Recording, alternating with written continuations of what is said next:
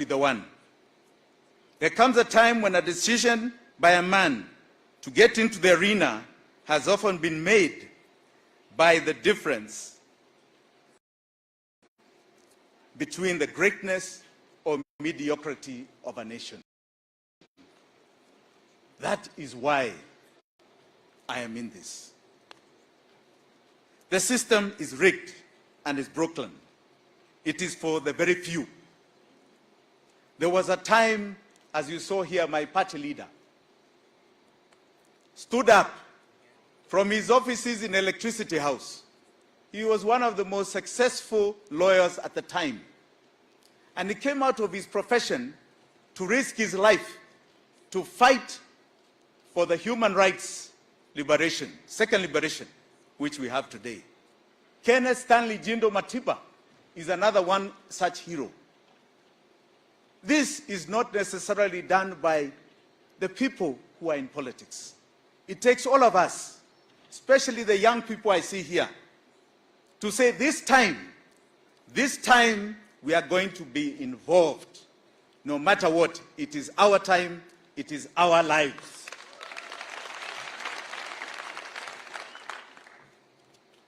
Kenya is a country of firsts. We waged an armed struggle against the British colonialism, grabbing our country. We won. Itweka.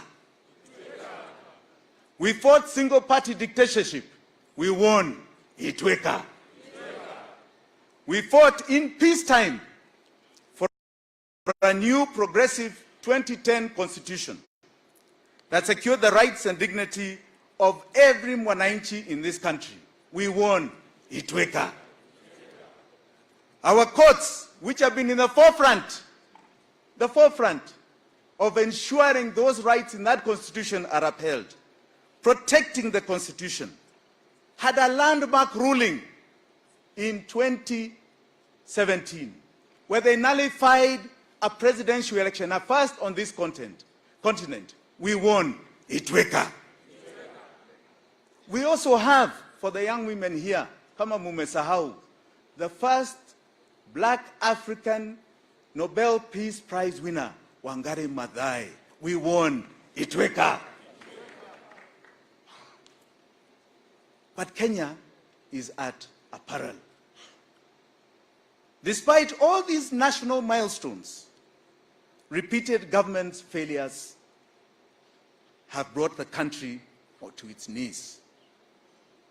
At independence, we inherited a very dangerous virus, kama hii corona. It has been mutating in every election cycle since 1964, taking different names, taking different colors, taking different shapes. The second generation of the original virus is positioning itself to mutate into a third variant. Virusi, hatari. It is another 60 years of slavery and deprivation in the making. Hatari iko mbele yetu. Our concerns must be with the future generations. The world is changing. What platform are we giving them? The old order must die. It must be wiped out. We must end transactional politics. Itweka. Our country has been mortgaged to crippling debt, killing economic activity, incomes, opportunities for our young people. Our young people have lost purpose. They cannot see their future. Kweli ama si kweli? Kweli ama si kweli? Their dreams and aspirations have been shattered. Kweli ama si kweli? We must never pay a debt that has been borrowed so that people steal. Kweli ama si kweli? Every cent must be accounted for. There's propaganda out there ya kwamba Kenya is the 6th wealthiest nation in Africa. Mumesikia hiyo? Out of, let me give you some bare facts. Out of 17 million employed Kenyans, 17 million, munashika hiyo? Only 79,000 earn 100,000 shillings a month. 100,000 shillings a month. That is less than $1,000 ulimwengu. That is 0.5% of the people of the workforce of Kenya who earn 100,000. Sio ni aibu sana? Out of every 100 Kenyans, 53 today cannot put food on the table. Hiyo ni aibu ama si aibu? We are talking about fellow Kenyans. There was a time, it was 38, not too long ago, 10 years ago. In February of this year, in 2020, the central bank governor, ili wasiseme we are distorting their mouths. The central bank governor faulted the country's economic structure, which has been delivering growth without job creation or rising income.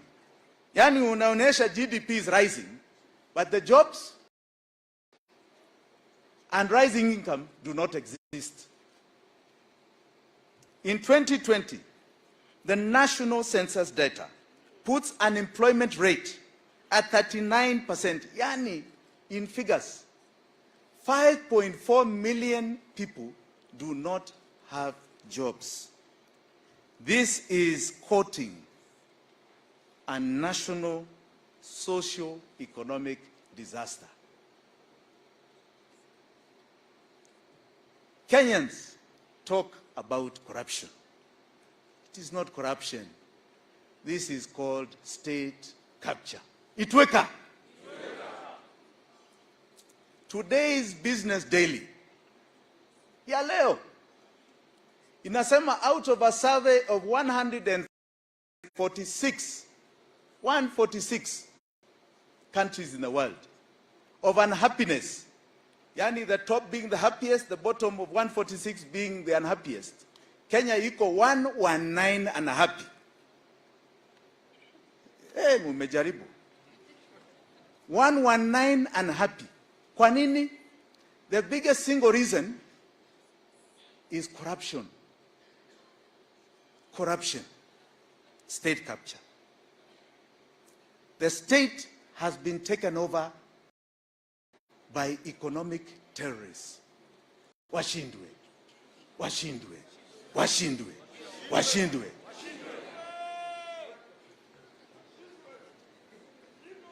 State capture has not only suffocated Kenyans, it has made it impossible for our small businesses to thrive and grow. It has captured and stolen our health, our education, our livelihoods, our social security. It is parasitic, predatory, virus, virusi. It is cruel. It has no heart. It has no human face. We have suffered the chain of governments and leaders who are oppressive, who do not care, and have exercised very poor judgment. Kenya now is at a pivotal moment. With a unity of purpose, redefined in its economic and political landscape, this is the defining moment. The country is now in need of bold, visionary, caring leadership. Caring leadership. Itweka. Itweka. Itweka. Itweka. The problems we face are the product of 60 years of political governance failures. In the African culture, Itweka, kwa sababu ni lazima labda nyinyi hamjui ni nini. Itweka is a revolutionary call to change leadership from one generation to another. When life has become unbearable, see, it's unbearable. From an old leadership to fresh leadership, from old ways to new ways. Na si kubembeleza, unajua revolution si ya kubembeleza. We have had a national decline of our nation. The tools of yesterday cannot meet the needs of today and tomorrow. This national decline, rather than national greatness, has spoiled this God-blessed nation. We need a breath of fresh air, of progress and determined dedication in our motherland. We are in the midst of a historic transitional moment. We must chart this radical course. This is beyond business as usual era. It is a moment of bold, forward-thinking leadership. A time to say no more. A time to say resilience, innovation, competitiveness must meet the needs of this nation. That should be the cornerstone of our leadership. Economic security is national security. We must, and we have a decisive obligation to ensure economic inequalities are breached. Social mobility must be breached. There is no point of having a country of 1% billionaires and 99% poor people. Kuna maana? Haina haja hata kidogo. Look at our SMEs.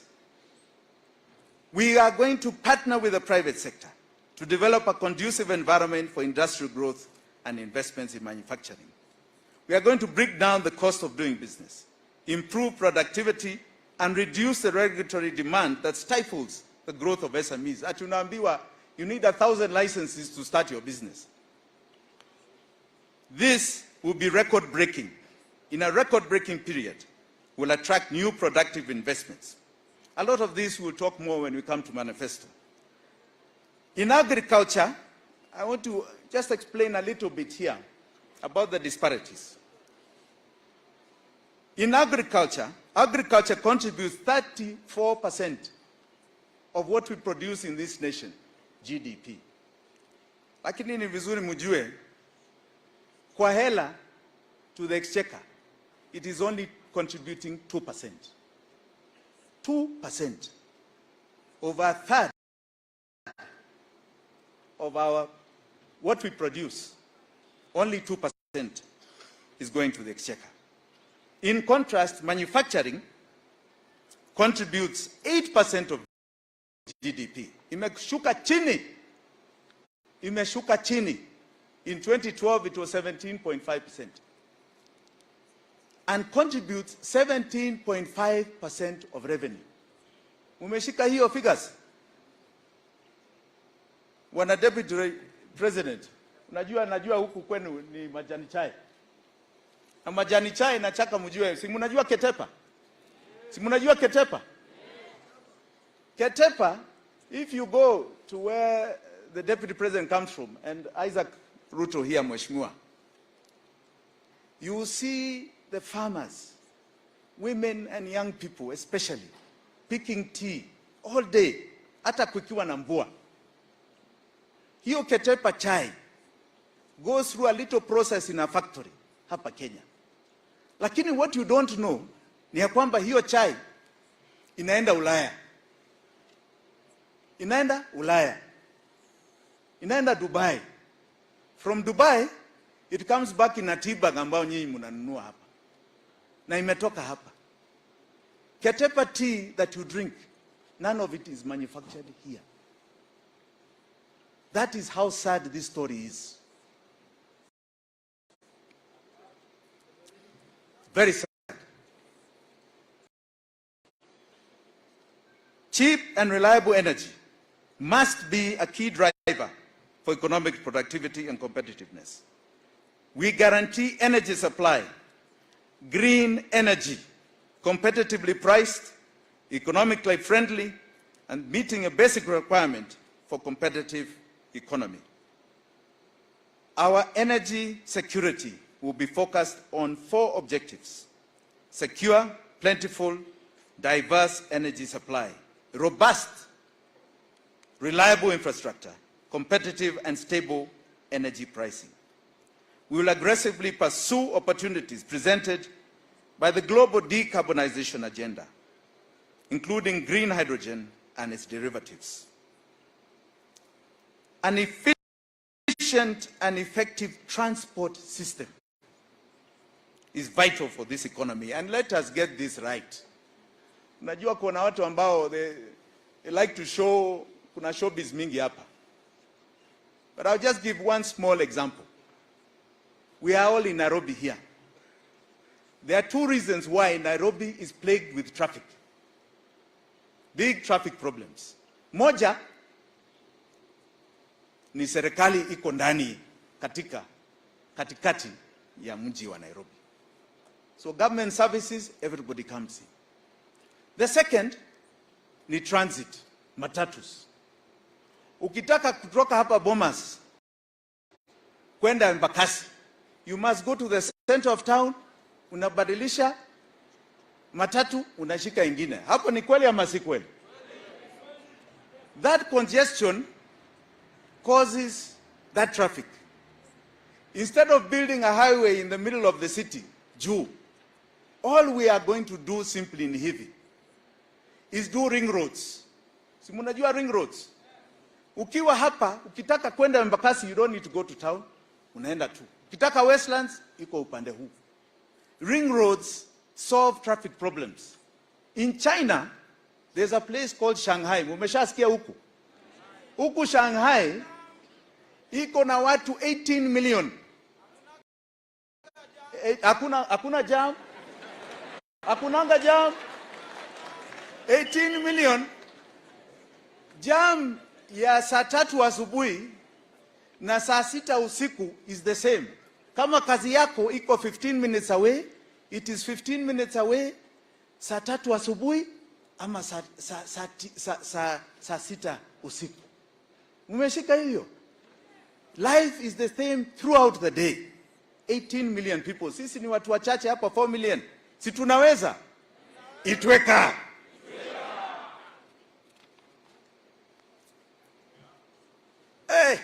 Nimeona wa vijana wengi hapa. Sasa hii mambo ya bundles na digital na sijui nini. Kwa hesabu yetu tumefanya bundles zenu yote to give people 2,000 shillings worth of bundles. Hiyo ni pesa mingi. Ni muhimu sana.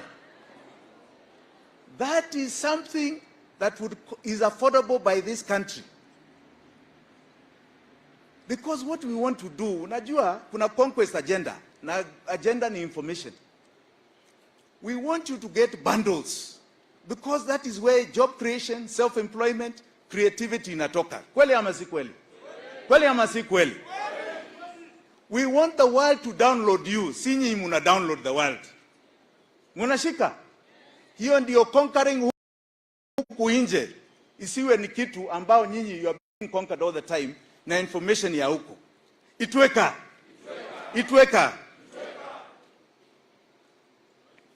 Hii kitu ni very long. I don't know why they made it so long here. I think I'll give my speech. I want to articulate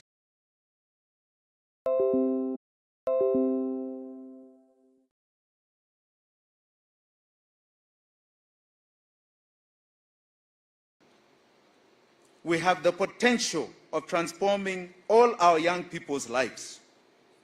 Our education system is one of the highest on this continent. We must bridge the gap between learning outcomes and future challenges. We must recognize this is a rapidly changing world. We cannot have children sitting on stones and dilapidated classes anymore. Itweka.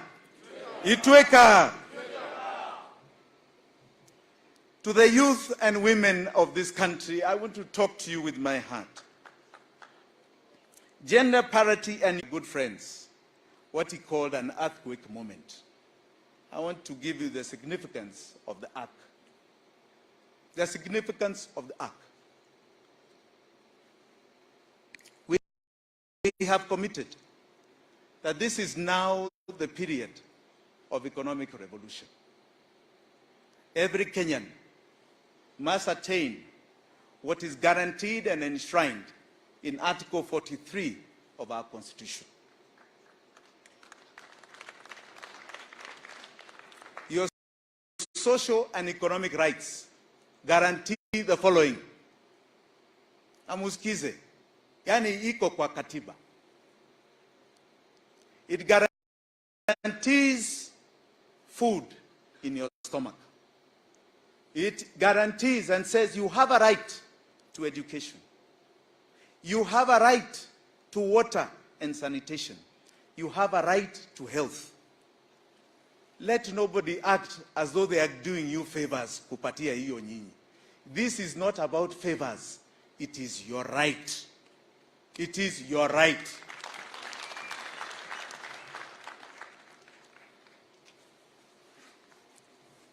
Noah's Ark came at an interesting period in biblical history.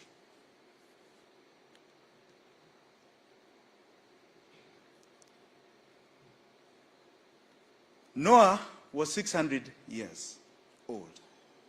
God released the rains that lasted 40 days and 40 nights, causing the floods. Noah and his wife and sons and their wives, along with animals, were taken aboard the ark. They were spared the flood and survived. But every living thing outside the ark was destroyed in the waters of the flood. The flood symbolizes the turbulent times and challenges a country is experiencing due to greedy and selfish decisions of leaders who lack vision for the future of their country. These decisions have led to the current sorry state of our wonderful nation, characterized by high debt, joblessness, and the high cost of living. These floods ushered in a reset in the world. You heard my good friend Musalia Mudavadi say, earthquake, earthquake. What comes after an earthquake? Tsunami, tsunami. What comes with a tsunami? Floods, floods, floods. Na nani ataokoa inchi out of floods? Safina, safina, safina.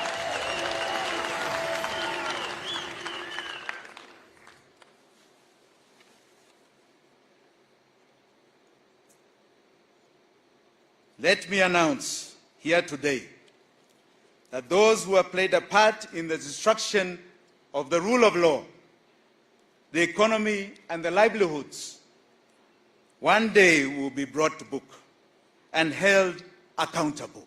Itweka, Itweka. We can no longer stand by and watch passively. The current social contract that has failed and collapsed. As stewards of the people, our leaders have abused the responsibility vested in them at the expense of the citizens. And they are trying to find their way back. A new social contract and covenant must be established for the people of Kenya to move forward to greatness. I conclude. As Safina, this is our social contract and mine. We are committed to renew the social contract for the people of Kenya. Itweka. We will rebuild trust and social cohesion, a break from the past. Itweka. We commit to strengthen governance and accountability for the sake of present and future generations. Itweka. We commit to take the time to rebuild our country after the flood of corruption and inequity. Itweka. We will undertake to ensure that each and every Kenyan exercises their right to live a decent and dignified life as enshrined in Article 43 of our Constitution. Itweka, itweka, itweka. Asanteni sana.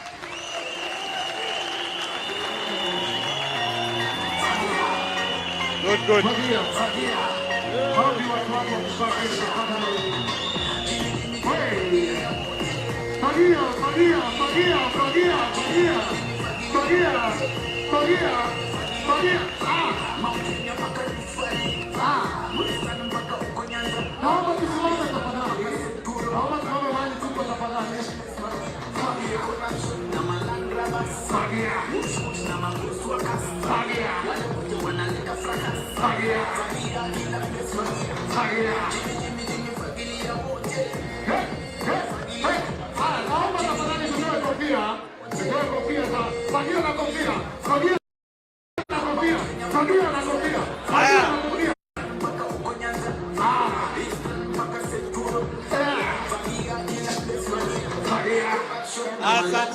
Safina, fagia wote, tuomoke pamoja. Asanteni. The party leader, Mr. Honorable Paul Mwite, His Excellency, our aspirant, Jimi Richard Wanjigi, His Excellency, the Deputy President of the Republic of Kenya, Mheshimiwa Ruto,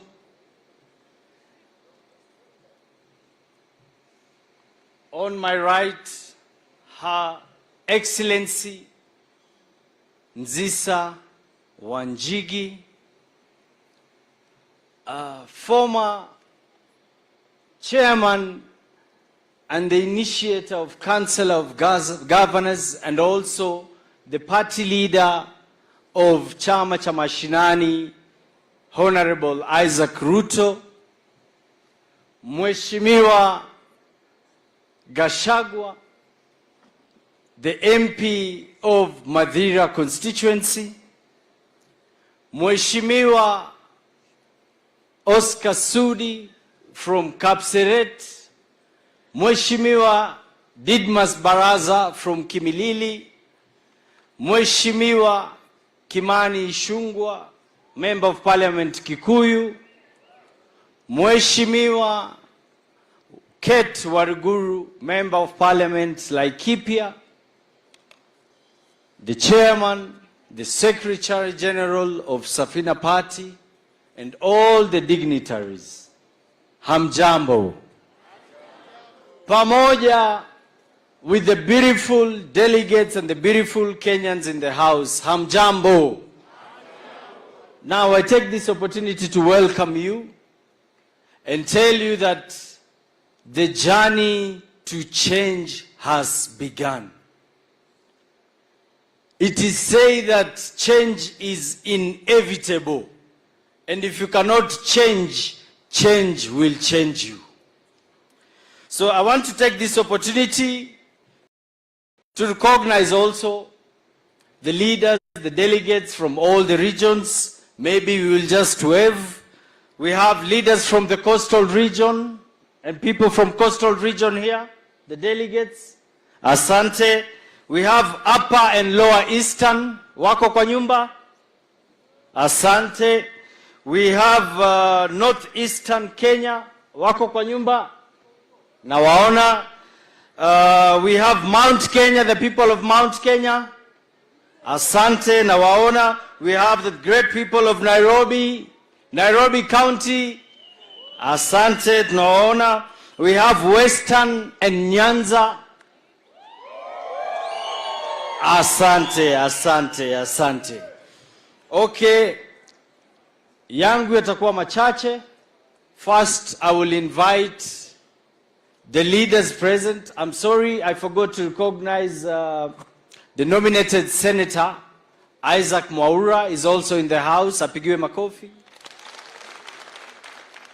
And because of that, we will go quick because of time. We will start with Isaac Mwaura to speak on behalf of the senators in the house. Karibu Mheshimiwa, just a quick word with the people.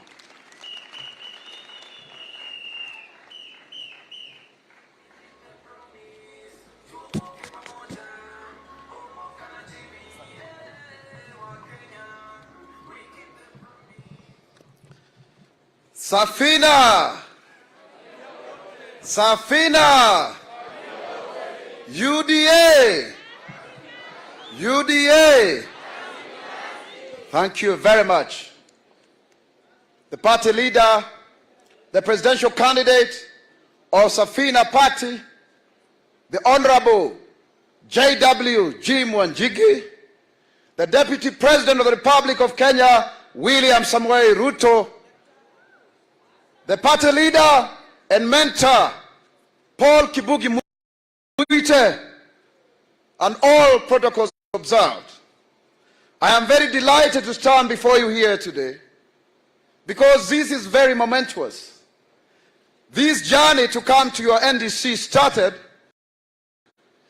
through a tweet that a Kenyan thought that Jimi Wanjigi should have learned from Isaac Mwaura and others who are chased away from our former political party.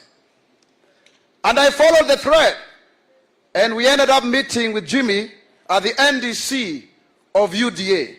We struck a chord, so much so that we left each other yesterday at 1:30 a.m. as he was preparing for this NDC.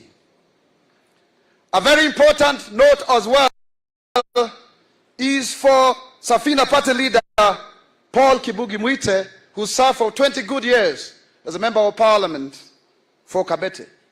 A man who was born out of the 6 young Turks, and he fought his way to liberate Kenya in the second liberation of this country. Let's clap for him. I met him for the first time in 2007 at a meeting at Silver Springs where Wamagata, you were present, and His Excellency the Deputy President then was sent by ODM to represent the party or the movement as we were clamoring for minimal reforms before the general election that were coming. I stand here today as quite unlikely the first person with albinism to be both a member of parliament in the National Assembly and the Senate. This has come as a result of the struggle by Safina, a party that actually fought and ensured its then Secretary General, Richard Leakey, actually went into parliament on a wheelchair. And when he was made the head of public service, Paul Mwite, as chairman, nominated Josephine Senior, the first blind woman to become a member of parliament. Safina is a very inclusive political party.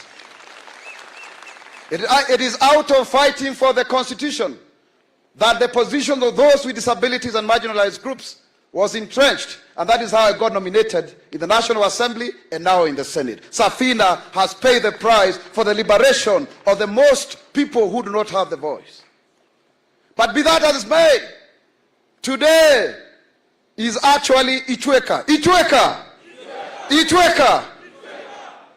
I, Isaac Mwaura, a son of a single woman, decided to speak against the idea that only people from certain families can be president of the Republic of Kenya.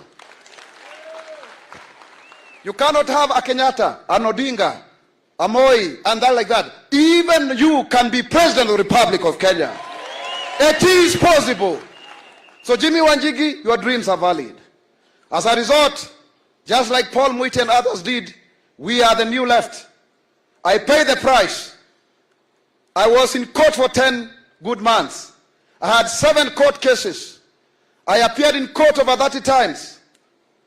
I was dismissed, chased out of parliament like a dog on 7th of March. And they sent DCI to me and drones to my house. They had a gang of 10 people to finish me. And eventually, they put a travel ban against me. Just simply because of saying a son of a lowly person can rise to become the president of the Republic of Kenya.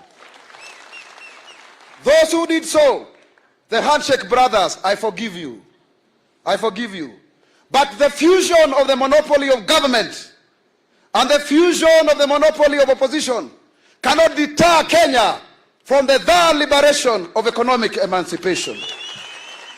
Today we stand here today and we are very glad because we have William Samoei Arap Ruto, a man who rose from obscurity as a chicken seller, a God-fearing man, to become the deputy president of the Republic of Kenya. His candidature emboldens all of us seated here today that we too count in this republic. Jimi, Wanjigi, welcome to the Hustler Nation. Let's march together. We need your connectivity. We need your organization skills so that we can win 50 plus 1, if not 70%. You have a room. And I know that at some point you sit down with the deputy president and also agree to support him because he's the one on the lead. And I believe Safina will fall through just like Paul Moite said. Our difference, as I conclude, is that those who are fighting us believe that it is their privilege to rule over Kenya, that we are slaves, like we are rent seekers, and we must be remaining very grateful that they gave us an opportunity to serve. We want to tell them, no, the tree of freedom was fought with blood. We shall fight for our space because we too count. Finally, they want to change the constitution because they faced existential crisis.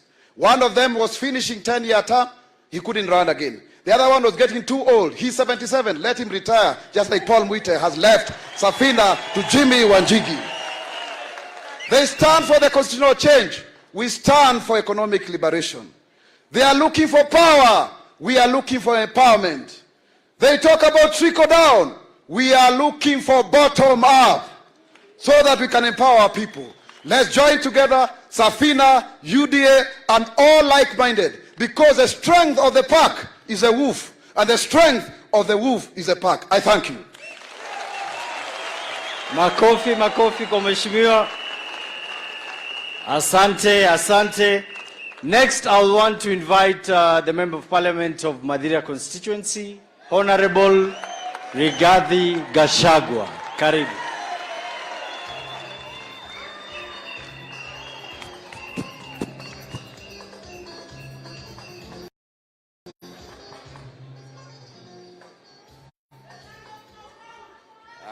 Thank you very much. I want to take this opportunity to congratulate the Honorable Jimi Wanjigi on your nomination as presidential candidate for Safina. I say congratulations. It's a step in the right direction. You have been in private business. You are now welcome to the public world and make change from where the real action is. Pongezi sana. I want to say that we in the UDA and Safina, we have a point of convergence in that all of us are saying the priority for this country is economic liberation. And therefore, we form a strong team, and I'm sure along the way we'll get some convergence so that we look at numbers. Because at the end of it all, on the 9th of August this year, the numbers will make a decisive action in this country, and we begin the journey for economic liberation. And we want to say, Jimi Wanjigi and Safina, we have a job to do with all of us in UDA to liberate this country from state capture. The economy of this country is down. All businesses are shutting down. Nobody is making profit. It's only businesses run by one family that are thriving. And this cannot be. We must free the people of Kenya from state capture. we are looking at a situation where the milk industry, through state capture, there was a deliberate scheme to monopolize that industry, where the owners of that industry from one family set the prices for milk from the farmers, and they also set the prices of how much to give the consumers. And as a result, you exploit both the farmer and the consumer. This must be brought to an end. And this country is steering at family capture. The project that is being pushed around is a deliberate scheme of family capture, where 3 families have sat down and decided that they want to rule Kenya for the next 200 years. And we have the Kenyatas, the Jaramogis, and the Mois. And these 3 families have been sitting down and saying, despite the fact that the presidency of Mwai Kibaki was the most celebrated in terms of economic empowerment, in terms of empowering the Kenyan people, those 3 families are saying that the Kibaki presidency was indeed a mistake. What should have happened is that the 3 families should continue exchanging. We had the Kenyatta, we had the Moi. They say the Kibaki was a mistake. Now we have the Kenyatta. They want us to go to the Odinga. Then we go back to the Moi. Then we go back to Kenyatta. Is it possible? No. It's not possible. So the people of Kenya must stand up to the planned family capture and come up with the leadership that will put the interest of the people of Kenya first. And the 3 families are not interested about the people of Kenya. It's about protecting their family and business interests. And the people of Kenya must stand up to that. So the people of Safina, as you fagia water, you need to get the rubbish you fagia. We put it in a wheelbarrow and take it to the sea. Asanteni. Asante, asante mheshimiwa. Makofi kwa mheshimiwa tena. Raundi hii naona tukijipanga vizuri, si ni kweli? Haya, now let me invite Mama Machachari, mheshimiwa wa Laikipia, mheshimiwa Kate Waruguru.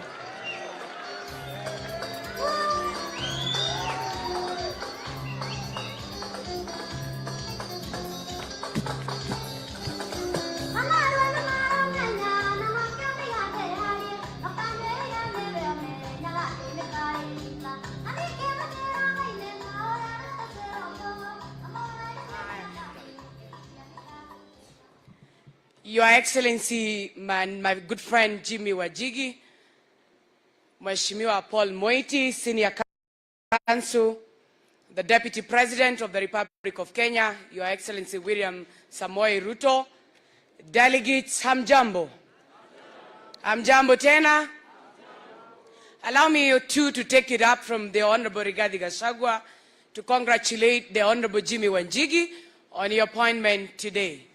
We are gathered at this dome today because we believe in your ideologies. Safina Party, you have been very vocal from the very day you've started in the ODM party, fighting for the 3rd liberation of the Republic of Kenya.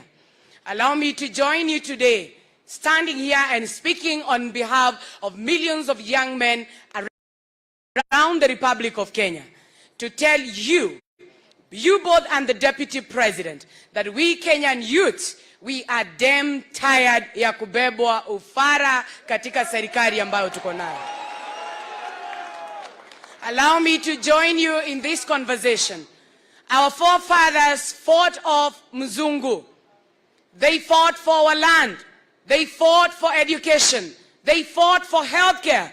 And we had the likes of the Honorable Paul Moiti fighting for multi-partyism, fighting for 2010 constitution. And the biggest question I ask myself today, I, Kate Waruguru, and many young men below the age of 40, what are we going to stand for in the liberation, the next liberation, in the current crisis as far as economic revolution is concerned? Allow me, ladies and gentlemen, to invite you into this conversation. This is non-partisan.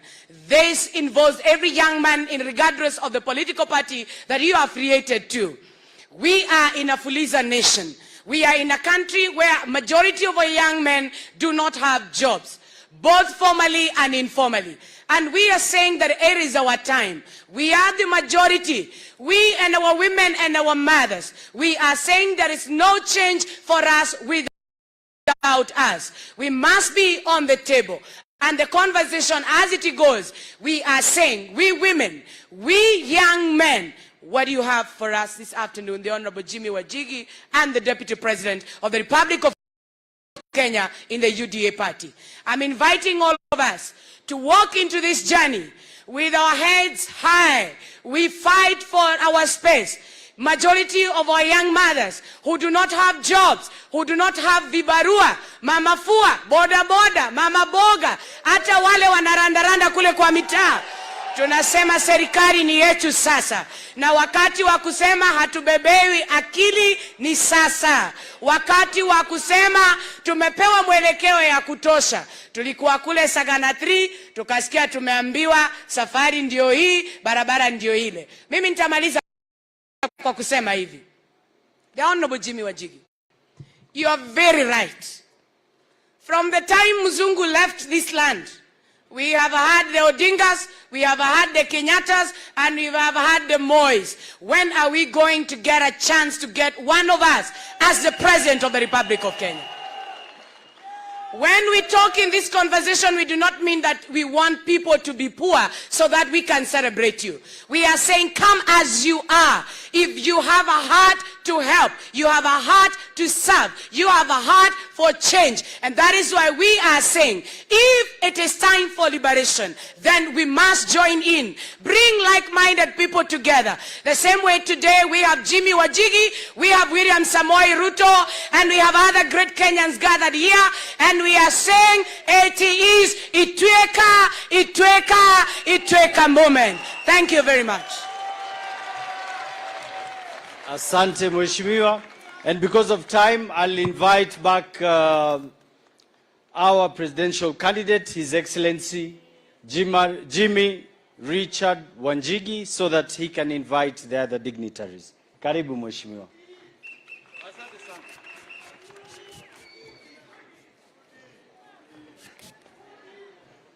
Haya. Itweka. Itweka. Itweka. Sasa unajua, we have very important guests here.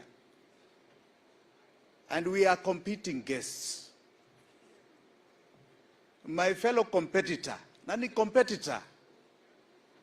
William Samoei Ruto, had the courage, had the heart to come and say, I'm going to grace the occasion of his fellow competitor, Jimi Wanjigi. Jimi Wanjigi. He has done us a great turn. Kuna wengine ambao tulialika lakini wakasema, if everybody is coming like this, maybe we all can come. But this shows you the spirit of democracy in Kenya. There is enough space for all of us. We don't have to fight. We don't have to be kicked out of Kasarani. We don't. We can compete and we can shake hands as brothers and sisters of this nation. I want you all to be upstanding, to welcome, and please remember, he is the Deputy President of the Republic of Kenya. Tunamheshimu.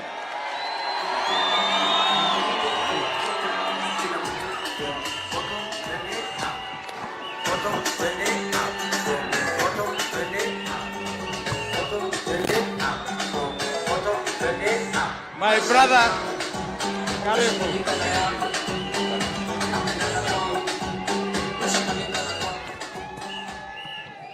Asante sana. Safina hoye. Safina hoye.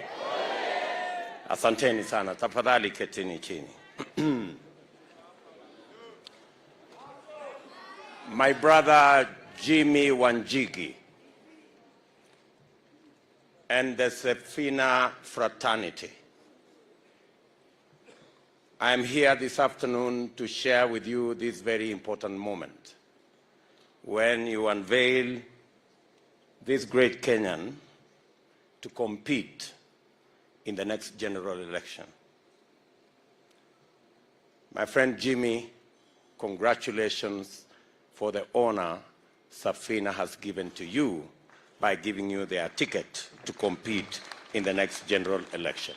Pongezi sana, and welcome to the competition. Competition brings the best out of all of us. And my coming here this afternoon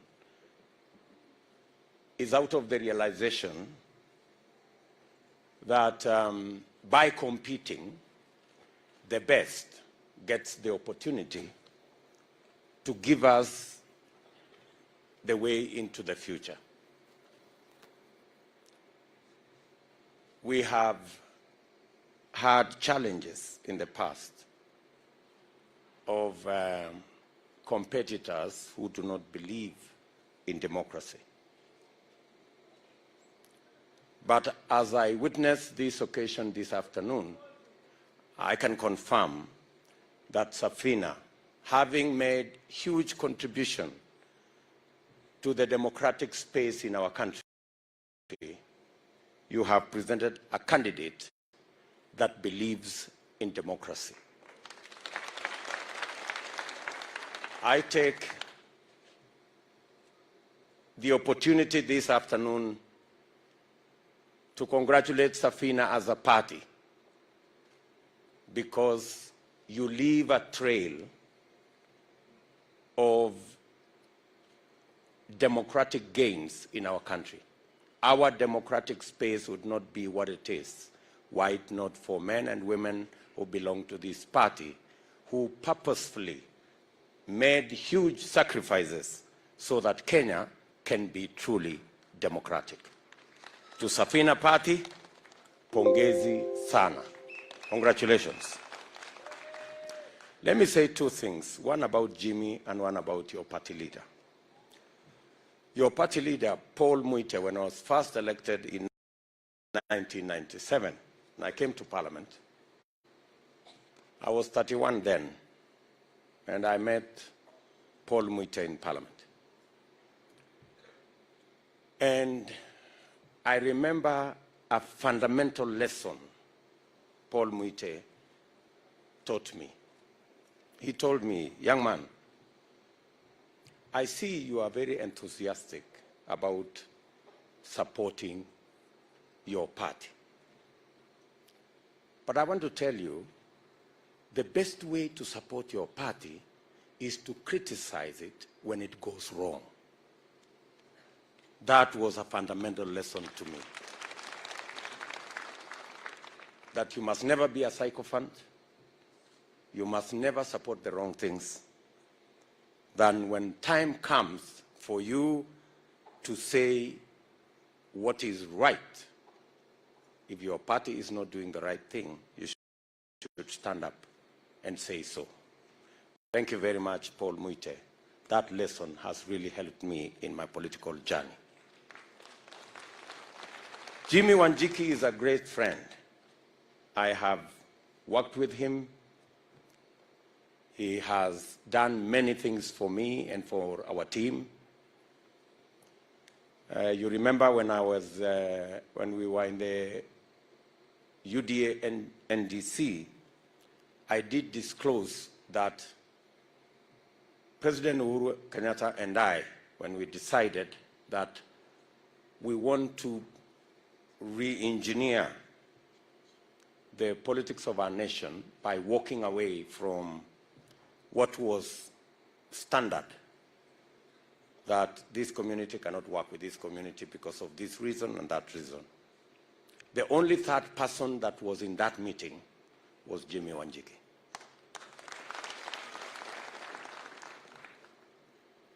And I remember telling him in our NDC that he still keeps the original agreement signed between me and Uhuru Kenyatta.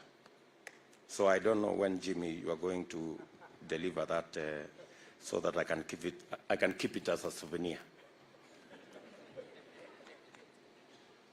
But having said that, I have listened to Jimi, and I have heard Safina